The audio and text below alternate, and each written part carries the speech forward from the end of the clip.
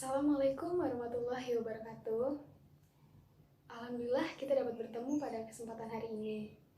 Hadir semua ya hari ini ya? Oke. Bagaimana kabar kalian semua? Semoga selalu sehat ya. Masih semangat kan untuk belajar hari ini? Harus semangat dong pastinya. Sudah pada makan semua kan? Alhamdulillah kalau sudah pada makan. Kalau yang belum nanti tinggal makan ya habis pembelajaran hari ini ya. Oh iya, kalian tahu nggak sih kenapa kita harus makan setiap hari?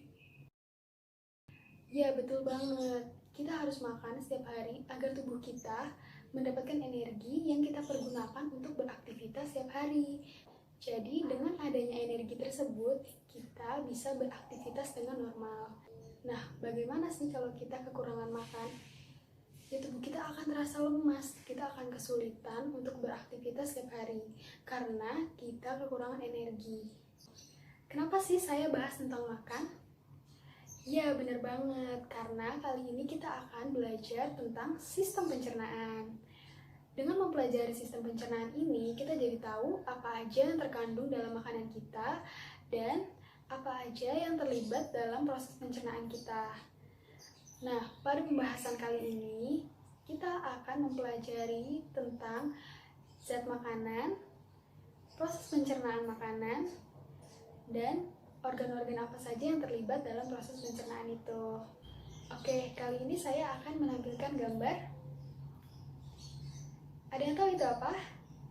Iya, bener banget. Itu adalah nasi padang yang sangat terlihat lezat ya. Ada yang tahu zat makanan apa saja yang terkandung pada seporsi nasi padang itu?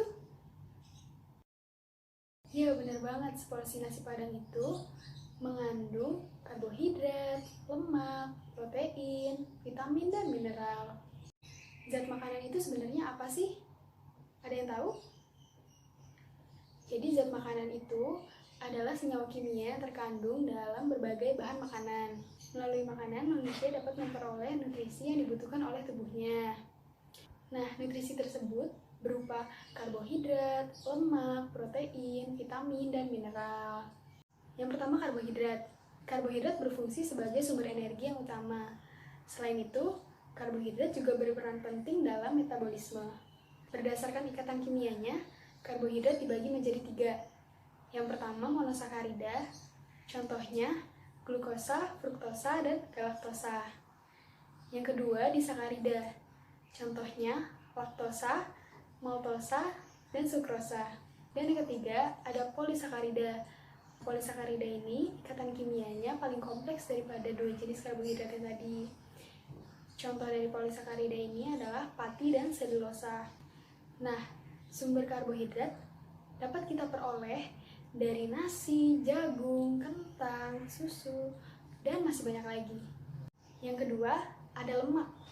Lemak itu berfungsi sebagai sumber energi, pelarut vitamin A, D, E, dan K, dan sebagai pelindung organ tubuh. Nah, sumber lemak dapat diperoleh dari lemak hewani dan lemak nabati.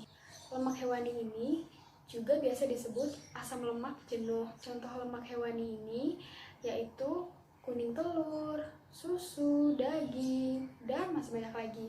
Kalau lemak nabati biasa disebut asam lemak tak jenuh. Contohnya adalah margarin, kacang-kacangan, minyak sawit, alpukat, dan lain sebagainya. Selanjutnya yang ketiga ada protein.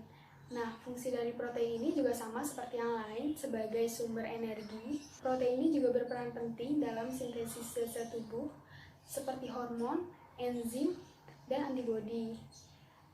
Lalu, protein juga berperan penting dalam pertumbuhan, perbaikan, dan pemeliharaan tubuh. Sumber protein itu ada yang dari nabati dan ada yang dari hewani. Yang dari nabati itu contohnya kacang-kacangan, terutama kacang kedelai. Sumber protein hewani contohnya daging, telur, ikan, dan ayam. Nah, selanjutnya vitamin dan mineral. Vitamin dan mineral ini tidak dibutuhkan dalam jumlah yang besar, seperti karbohidrat, protein, dan lemak tadi. Tetapi, jika kita kekurangan vitamin dan mineral, ini akan menimbulkan masalah kesehatan. Nah, untuk vitamin, berdasarkan kelarutannya, vitamin dibagi menjadi 2, yaitu vitamin yang larut dalam lemak dan vitamin yang larut dalam air. Vitamin yang larut dalam lemak Contohnya itu vitamin A, D, E, K. Sedangkan vitamin yang larut dalam air yaitu vitamin B dan vitamin C.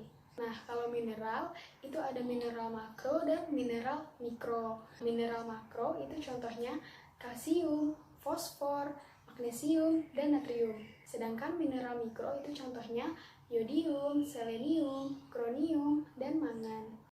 Nah, kemudian zat-zat makanan tersebut akan dicerna melalui proses pencernaan. Berdasarkan prosesnya, sistem pencernaan dibagi menjadi dua, yaitu proses pencernaan mekanik dan proses pencernaan kimiawi. Proses pencernaan mekanik itu adalah proses mencerna makanan dengan menggunakan gerakan. Contohnya seperti mengunyah yang dilakukan oleh gigi dan meremas-remas makanan yang dilakukan oleh lambung. Sedangkan proses pencernaan secara kimiawi itu adalah proses pencernaan yang dibantu oleh enzim pencernaan yang bertujuan untuk memecah molekul pada makanan menjadi molekul yang lebih kecil lagi. Nah, sekarang siapa yang bisa menyebutkan organ pencernaan dengan urutan yang tepat? Silahkan. Ya, benar banget. Ada mulut, kerongkongan, lambung, usus halus, usus besar, dan anus. Nah, organ pencernaan makanan itu sebenarnya dibagi menjadi dua, yaitu ada organ utama dan organ tambahan. Organ utamanya itu seperti yang tadi kita sebutkan ya, yang ada mulut, kerongkongan, lambung, usus halus, usus besar, dan anus. Sedangkan organ tambahannya itu ada pankreas, hati, dan empedu. Namun kali ini kita akan membahas tentang organ utamanya. Yang pertama kita akan membahas mulut. Di dalam mulut itu, kita tahu ya, semua di dalam mulut itu terdapat gigi, lidah, gusi, dan kelenjar saliva. Nah, kelenjar saliva ini terdapat enzim pektialin. Proses pencernaan yang terjadi dalam mulut itu ada proses secara mekanik dan proses secara kimiawi. Proses secara mekanik itu yaitu ketika kita mengunyah makanan menggunakan gigi dan bantuan lidah. Nah, kalau proses secara kimiawi itu proses pencernaan makanan yang dibantu oleh enzim pektialin.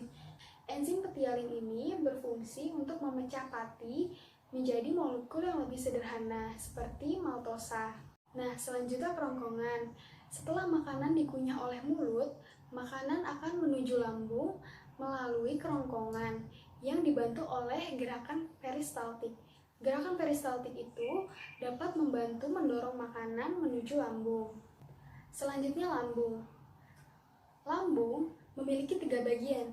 Yang pertama ada kardiak, fundus, dan pilorus. Nah, kardiak itu adalah yang bagian paling atas yang dekat dengan kerongkongan. Sedangkan fundus itu bagian tengah. Nah, kalau pilorus itu adalah bagian yang berbatasan dengan usus 12 jari. Proses pencernaan yang terjadi di lambung itu ada dua.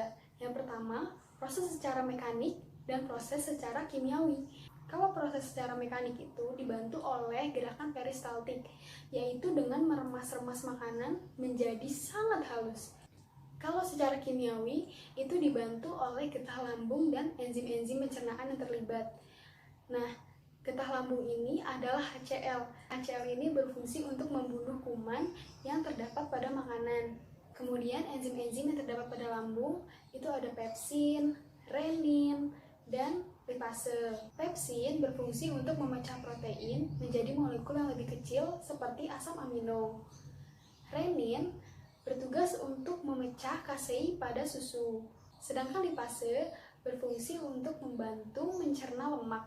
Selanjutnya, makanan yang telah dihancurkan oleh lambung tadi akan menuju usus halus. Nah, pada usus halus ini terdapat 3 bagian. Yang pertama ada duodenum, yaitu usus 12 jari. Yang kedua ada jejunum, yaitu usus kosong. Yang ketiga ada ileum, yaitu usus penyerapan. Nah, bisa dilihat ya di gambar ini. Jadi, usus 12 jari itu yang letaknya itu dekat lambung. Lalu usus jejunum, lalu yang paling terakhir itu ada usus ileum. Nah, pada usus halus ini terjadi proses penyerapan sari-sari makanan yang berguna bagi tubuh kita. Selain itu, di usus halus ini juga terjadi proses pencernaan secara kimiawi, yaitu dengan bantuan getah usus, pankreas, dan empedu. Selanjutnya, makanan yang udah diserap tadi akan menjadi sisa-sisa makanan yang menuju ke usus besar. Nah, di usus besar ini juga terdapat beberapa bagian, yaitu ada sekum, usus buntu, kolon ascendens, kolon transversum, kolon descendens, kolon sigmoid, dan rektum. Nah, di usus besar ini terjadi proses pembusukan sisa-sisa makanan yang sudah tidak berguna lagi untuk tubuh kita. Jadi perlu dikeluarkan. Sisa-sisa makanan yang telah dibusukkan itu akan menjadi feses.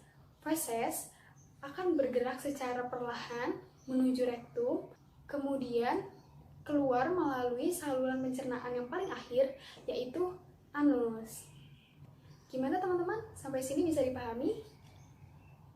Oke, untuk lebih jelas lagi, saya akan menampilkan video proses pencernaan. Silahkan disimak ya.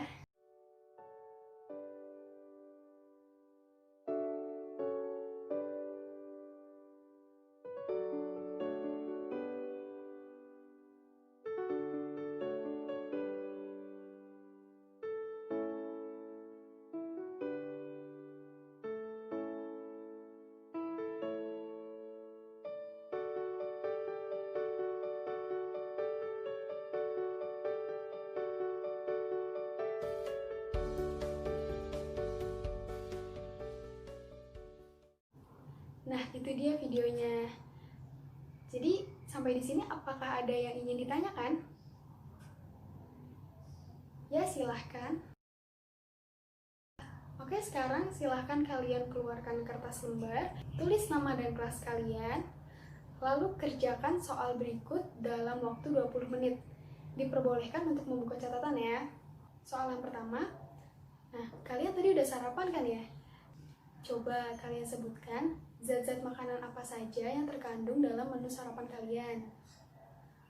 Yang kedua, coba kalian jelaskan fungsi lambung, pankreas, dan usus halus. Yang ketiga, jelaskan proses pencernaan yang terjadi pada masing-masing organ utama tadi ya. Coba kalian susun kalimat jawabannya berdasarkan apa yang telah kalian pahami ya. Oke, selamat mengerjakan. Oke teman-teman, ini sudah semua ya dikumpulkan ya. Oke, terima kasih ya. Jadi kesimpulan hari ini, zat-zat makanan itu ada 5 macam. Yang pertama itu karbohidrat, protein, lemak, vitamin, dan mineral. Lalu, proses pencernaan itu ada 2, yaitu proses pencernaan secara mekanik dan secara kimiawi. Proses pencernaan secara mekanik itu proses pencernaan yang menggunakan gerakan. Sedangkan proses pencernaan kimiawi itu proses pencernaan yang dibantu oleh enzim. Lalu, organ utama yang membantu dalam proses pencernaan itu ada mulut, kerongkongan, lambung, usus halus, usus besar, dan anus. Gitu ya teman-teman. Oke, untuk tugas minggu depan, silahkan kalian bikin kelompok. Satu kelompok itu beranggotakan 4 orang. Tugasnya adalah, kalian coba gambarkan struktur sistem pencernaan pada manusia dan pada hewan ruminansia. Lalu kalian jelaskan perbedaannya itu apa aja. Tolong kalian kerjakan di kertas karton ya. Oke teman-teman, sekian ya pembelajaran hari ini. Semoga ilmunya bermanfaat, kalian bisa mengerti semuanya. Dan sampai jumpa di pertemuan berikutnya. Terima kasih teman-teman. Wassalamualaikum warahmatullahi wabarakatuh.